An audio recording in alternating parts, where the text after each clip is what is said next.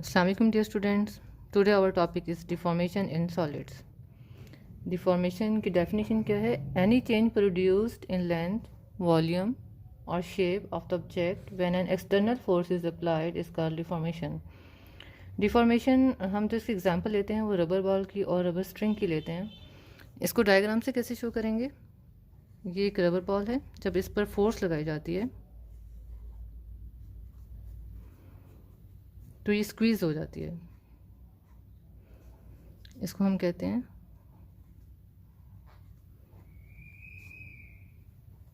Squeezed rubber ball. और जब इस एक्सटर्नल फोर्स को रिमूव करेंगे तो ये दोबारा से अपनी ओरिजिनल शेप को रीगेन कर लेगा. इसको डिफॉर्मेशन, यहाँ पर ओरिजिनल शेप थी इसकी, फिर जब इस पर फोर्स लगाई गई तो इसमें डिफॉर्मेशन आई, और जब उस फोर्स को रिमूव किया गया तो इसने अपनी ओरिजिनल शेप को रीगेन कर लिया. इसी तरीके से रबर स्ट्रिंग है.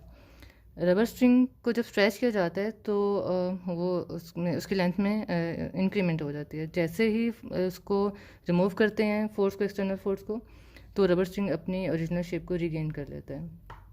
इसी तरीके से डिफॉर्मेशन इन क्रिस्टल सॉलिड्स. डिफॉर्मेशन इन क्रिस्टल सॉलिड्स, जैसे कि हम पढ़ चुके हैं, atoms are arranged in certain order. Atoms are held in equilibrium position by cohesive forces. अब इसकी एक एग्जांपल हम यूनिट सेल की लेते हैं. ये यूनिट सेल है. जब इसको, ये अनस्ट्रेच यूनिट सेल है, जब इस पर फोर्स लगेगी, अगर under outward stretching force unit cell की शेप कैसे होगी? इस तरीके से ऐसी हो जाएगी उसकी शेप.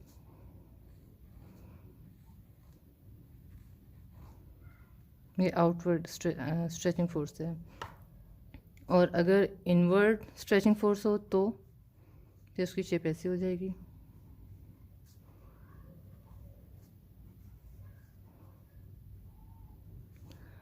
अब अगर हम इस फोर्स को रिमूव कर दें, external force causes distortion because of displacement of atoms and the body is said to be state of stress.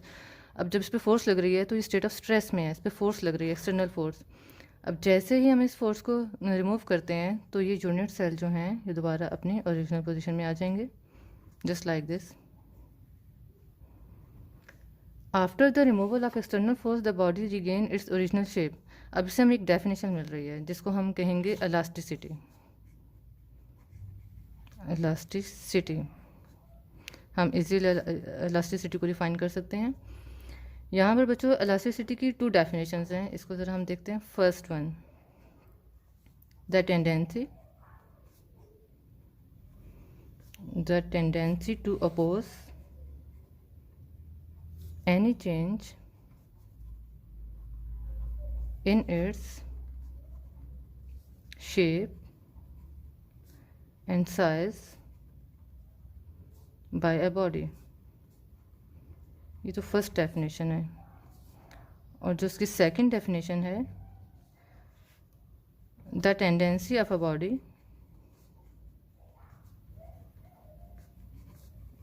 Body जिसमें मॉलिक्यूल्स, बॉडी में molecules of object to regain its original configuration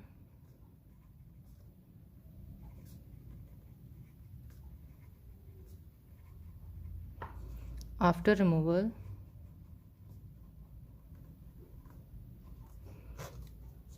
of deforming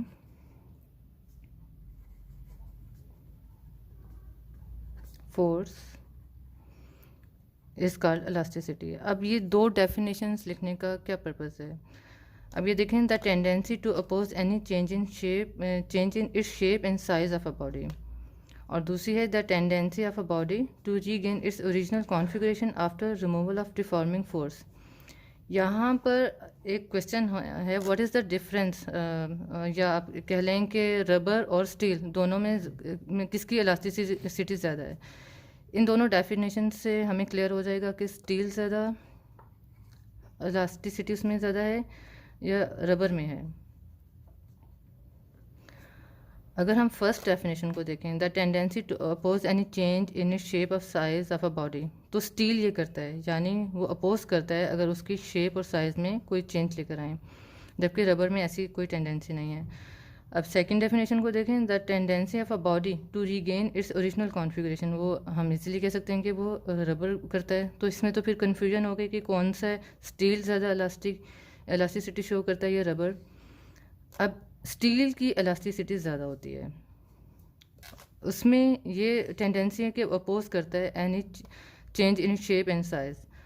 अब फिर वो regain कैसे कर लेता है, अगर हम इसके एक एग्जांपल लें, स्टील की शीट है, बहुत बारीक सी है, तो उसमें वो अपनी पोजीशन को इजीली रीगेन कर लेगा। और इलास्टिसिटी में इसमें रबर में ये टेंडेंसी नहीं है कि वो अपोज करे अपनी शेप और साइज़ में, जबकि स्टील में ये दोनों डेफिनेशन होल्ड करती हैं। लेकिन उसके लिए एक लिमिट का होना ज़रूरी है। उस लिमिट के अगर उस लिमिट से क्रॉस कर लें तो वो ब्रेक हो जाएगा, स्टील टूट जाएगा। तो उस लिमिट को, जहाँ पर उस लिमिट से पहले जहाँ उसमें टेंडेंसी है टू अपोज एनी चेंज, या आप कह लेंगे to regain its original configuration, उसको हम इलास्टिक लिमिट कहते हैं। इलास्टिक लिमिट तो वो किस में है, वो स्टील में ज़्यादा है, यानी ये दोनों डेफिनेशन स्टील के लिए होल्ड करती हैं। तो इससे हमें एक रेस्टोरिंग फोर्स है, regain its original configuration. Restoring force क्या है? Restoring force will always be equal in magnitude and opposite to the direction of the deforming force, यानी वो डिफॉर्मिंग फोर्स के मैग्नीट्यूड में इक्वल बट ऑपोजिट। अब ये यहाँ पर अगर हम देखें तो ये फोर्स लग रही है, तो ये अप्लाइड फोर्स है, और जो बॉल अपनी ओरिजिनल पोजीशन में आता है तो इसको हम कहेंगे ये रेस्टोरिंग फोर्स है। दोनों मैग्नीट्यूड में equal but in opposite direction. अब यहाँ पर हमें एक और इसको हम स्ट्रेस भी कहते हैं, तो हम स्ट्रेस को फिर कैसे डिफाइन करेंगे? Stress, if a force of magnitude F, इसको हम एक सिंपल सी डायग्राम से समझते हैं। एक स्प्रिंग के साथ एक ऑब्जेक्ट जिसका एरिया ए है अटैच किया हुआ है, इस पर फोर्स लग रही है F. If a force of magnitude F is applied to a body of cross sectional area A, then stress, तो उसको हम स्ट्रेस कहेंगे। और स्ट्रेस की डेफिनेशन इक्वेशन क्या है? Force per unit area.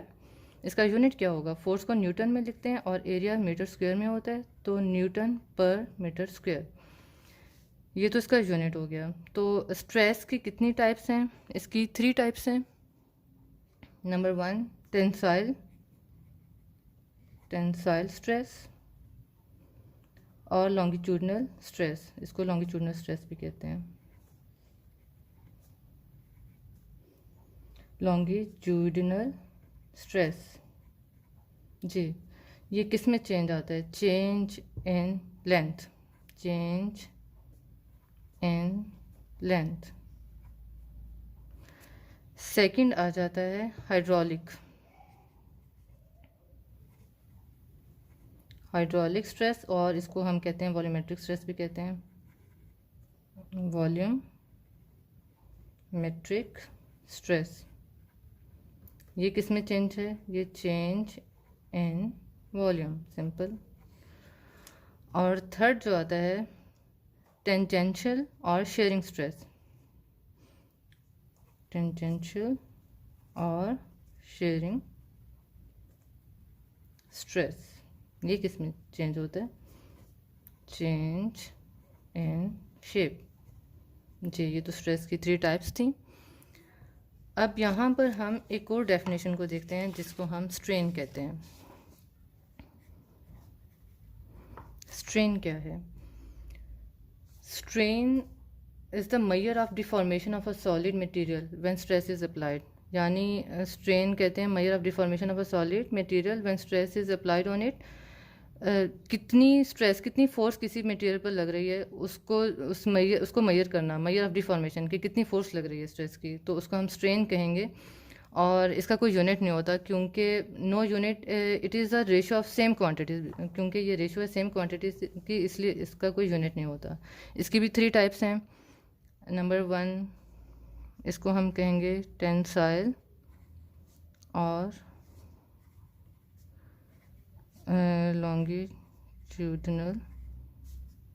Longitudinal strain. जी, इसको एक सिंपल सी एग्जांपल से समझते हैं। एक क्ले सिलेंडर है जिसकी लेंथ L है। अब जब इसको स्ट्रेच करेंगे तो इसकी जो लेंथ है वो डेल्टा L हो जाएगी। इतना इसमें इंक्रीमेंट आई है। और इस पर जो फोर्स लगी है इसको सिंबल E से रिप्रेजेंट करते हैं। और इस पर जो रेस्टोरिंग फोर्स है, restoring force divided by area. और इसमें इस रेस्टोरिंग फोर्स जो इसको दोबारा अपनी ओरिजिनल शेप में लेके आ रही है उसको रेस्टोरिंग फोर्स कहते हैं। इसको हम टेंसाइल स्ट्रेस कहेंगे। अब इसी तरीके से इसी क्ले को अगर हम कंप्रेस करें, ये इसकी लेंथ L है जिसका एरिया A है। अगर इसको हम कंप्रेस करें, इसकी लेंथ L है, तो इसमें जो चेंज आ रहा है वो फिर डेल्टा X का ही आ रहा है।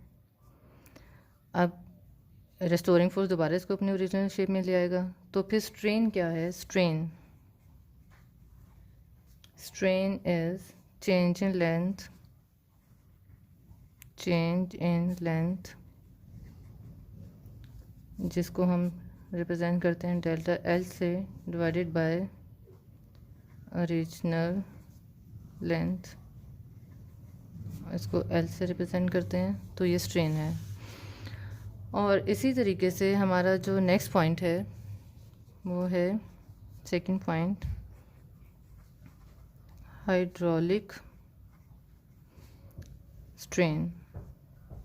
जी, हाइड्रोलिक स्ट्रेन, ये क्या हाइड्रोलिक स्ट्रेन? ये उसमें वॉल्यूम में चेंज को हाइड्रोलिक स्ट्रेन कहते हैं। इसके लिए इसको भी हम एक एग्जांपल से समझते हैं। एक बीकर लिया जिसमें पानी है, ये लिक्विड है, उसमें हमने एक स्फेरिकल ऑब्जेक्ट रखा। अब इस पर फोर्स लग रही है, ये अप्लाइड फोर्स है। और force under high pressure the body is being compressed uniformly in all direction. चारों तरफ से इस पर फोर्स लग रही है, तो इसके वॉल्यूम में चेंज आ जाएगा।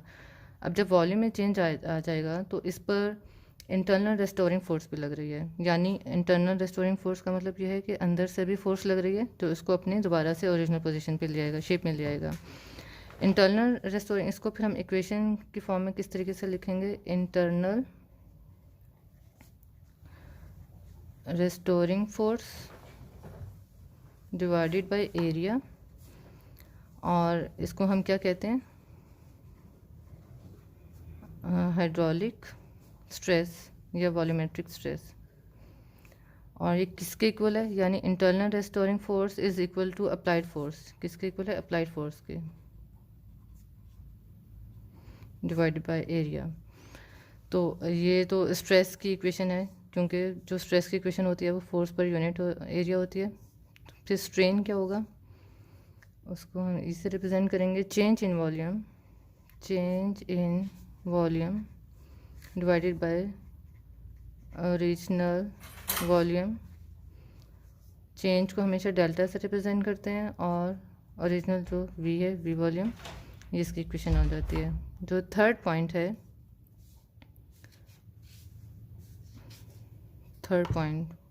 वो है टेंजेंशियल और शेयर स्ट्रेन। इसको गैमा से रिप्रेजेंट करते हैं। इसके लिए भी हम वही क्ले सिलेंडर लेते हैं। अब इस पर जो फोर्स लगानी है, अब हमने इसको कंप्रेस करना है ऊपर और नीचे से। तो जब इसको हम कंप्रेस करेंगे तो इसकी जो शेप है उसमें थोड़ा सा चेंज आ जाएगा। यानी इसकी इतना एंगल, कौन सा? Theta angle. और कितना डिस्प्लेस हुआ? डेल्टा X हुआ। इसकी ओरिजिनल लेंथ क्या है? L। तो इसको इक्वेशन की फॉर्म में कैसे लिखेंगे? जो चेंज आया उसको हम डेल्टा X से रिप्रेजेंट करेंगे, और जो इसकी लेंथ है वो L है, और एंगल जो बना रहा है वो है tan थीटा। थीटा क्या है? थीटा एंगुलर डिस्प्लेसमेंट फ्रॉम इस ओरिजिनल पोजीशन ऑफ सिलेंडर। यानी ओरिजिनल पोजीशन से जो चेंज आया उसको हम थीटा से रिप्रेजेंट करते हैं। और ये क्योंकि ये थीटा बहुत स्मॉल है, ये जो चेंज है बहुत स्मॉल है, तो इसको हम फिर tan theta approximately equal to theta, तो ये थीटा के इक्वल हो जाता है। इसको फिर हम gamma s equal to theta. जी बच्चों, ये तो हमारी इक्वेशंस थी स्ट्रेन, हाइड्रोलिक स्ट्रेन और टेंजेंशियल और शेयर स्ट्रेन। इसमें हमने पढ़ा डिफॉर्मेशन इन सॉलिड कितनी टाइप हैं, इलास्टिसिटी के बारे में पढ़ा। तो जो हमारा नेक्स्ट टॉपिक होगा वो है मॉड्यूलस ऑफ इलास्टिसिटी।